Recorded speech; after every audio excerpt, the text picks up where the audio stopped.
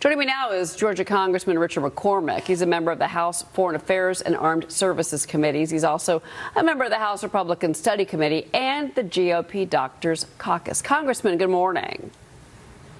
Good morning. How are you? Good. So what do you make of these new polling numbers? I realize that I'm asking a Republican about what's happening within the Democratic Party, but the fact that people don't seem to want to see President Biden run again. What do you make of that, and why do you think we're seeing this within these polls?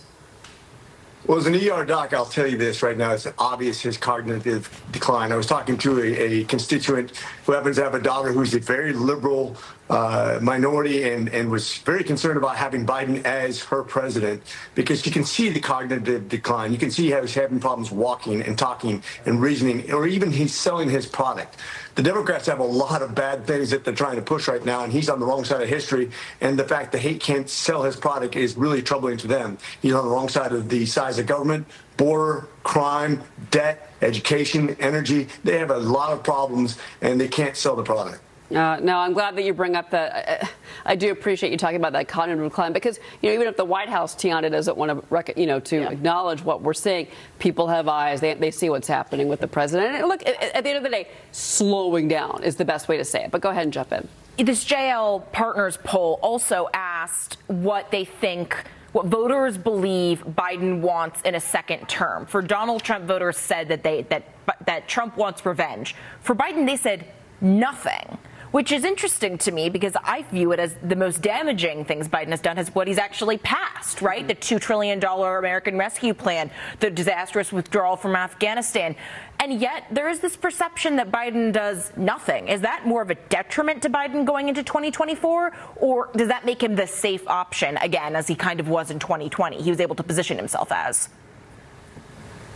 But if you look at what he's done with debt, for example, and what he's done with inflation, the average person, you talk about the stock market. I just watched your last segment. The stock market's doing great. The problem is if you don't have money to put in the stock market, if you're the average citizen and you're watching your savings dwindle and go away when you can't afford to put gas in your tank, you can't afford medications, you can't afford the inflationary or the devaluation of the savings that you have for your life, it doesn't matter to the average person if they can't survive.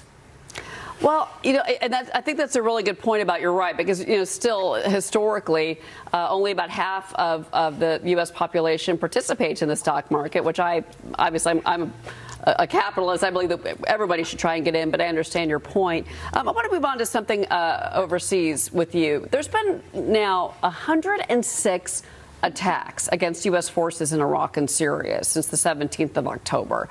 Iran and Hamas are now arguing over who takes credit for the October 7th attack on Israel. And then you've got South Carolina Senator Lindsey Graham. He's calling out the Biden administration for failing U.S. troops in the field. Congressman, your reaction to this? So I'm a military veteran. I spent 16 years in the military with the Marine Corps and 4 with the Navy. I spent a lot of time in the Middle East. One is they understand strength. You didn't see these problems when Trump was president. You didn't see these problems when Reagan was president. If you want to have less violence, carry the big stick. And if they come after you with a knife, you come after them with a gun. If they send a missile, you destroy where that missile came from. You destroy their capabilities to produce missiles and drones and whatever's coming after you. You don't wait until some American gets hurt before you come after them. As soon as they start attacking you, you come after them full force. They understand strength. Mm-hmm. Well, that's what the Israelis say when dealing with Hamas, and we've heard that over and over from Benjamin Netanyahu as well. Look, I want to ask you about the security crisis here at home.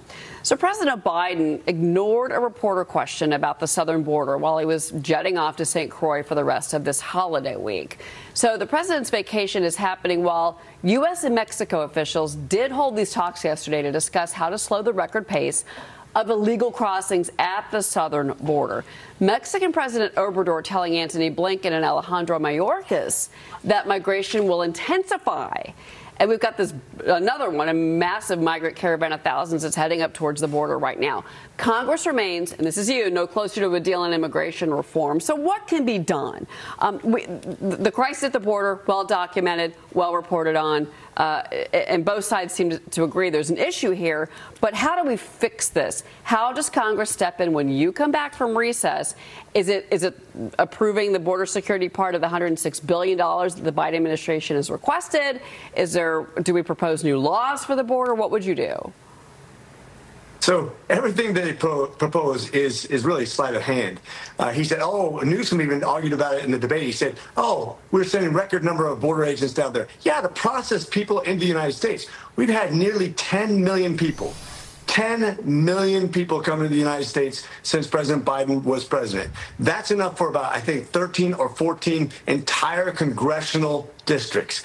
Put that in your mind and think about how that affects the future of America when we have a 2-vote majority. When we're talking about the future of voting, when you're talking about people who are being registered in different states and the weight of welfare and education and medicine and everything else we have to pay for with these folks when they come in here, and crime and the terrorists that we know are coming here, which we can't have accountability with. Almost 2 million getaways. We don't even know who they are. We know bad guys are trying to get in here. He is absolutely on the wrong side of history. This should scare people. It is one of your main concerns as a president to watch over the sovereignty of your nation. He's allowing an invasion. He knows what he's doing. He's trying to constitutionally change the United States. It is wrong. He needs to be gone. All right. Congressman Richard McCormick, we appreciate your voice on all of this. It's good to see you. Good to see you, too.